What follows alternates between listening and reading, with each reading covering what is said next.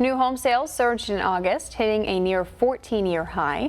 And to talk more about the boom in the new home market, I do want to bring in the CEO of the National Home Builders Association, Jerry Howard. Hi, Jerry. Thanks so much for joining us today. Hi, Greta. Thanks for having me. Data from the government today showing new home sales up nearly 5% last month, month over month, rising more than 40% year over year. Why would a buyer at this point choose to build new in the current housing market versus purchasing an existing home? Well, first of all, there's a shortage of inventory, and so new homes are very, very needed all around the country.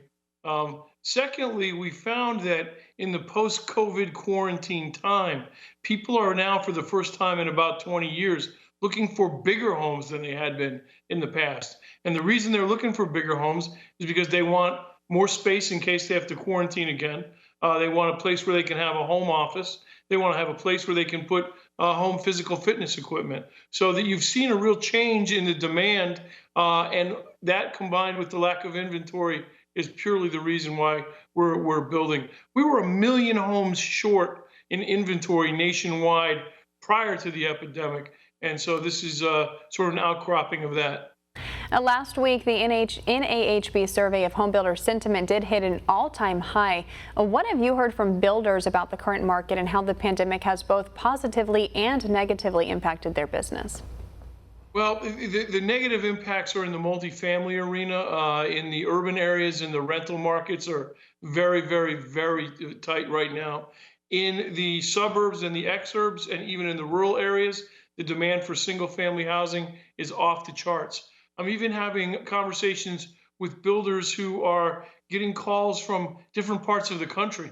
So that a builder in Montana is hearing from a potential customer in California, and a builder in Vermont is hearing from a customer in New York City. And we think that obviously that is an outgrowth of the fact that people now realize that they can work remotely and live pretty much wherever they want to live. So the single family market is very, very hot right now everywhere. And that surging confidence did come despite a really sharp increase in lumber prices amid the coronavirus pandemic. Average lumber prices are up 170% since April. How will that impact builders and then eventually buyers in the future? Well, I'm glad you brought that up, Greta. That's really the black cloud on the horizon. 170% increase in prices to the builders equates to about a $16,000 price increase in the average home. And what that will mean is fewer homes being sold to first-time home buyers in particular, and they're the ones who drive the market. So unless our friends in the timber industry can pick up their production and help us keep America's recovery going strong, we're very, very worried about the next couple of months. When looking at the current housing market, you've talked about that dwindling supply of existing homes for sale. We're currently looking at about an average of a 3-month supply, which is not a healthy market.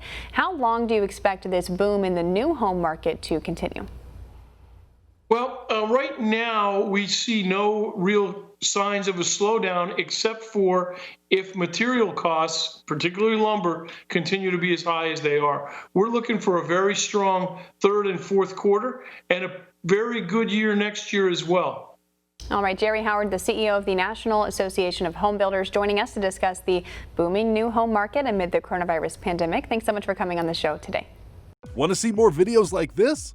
Click on the link below and subscribe to One America News on YouTube, and call your cable provider and kindly demand that One America News is added to your lineup. Call and subscribe today.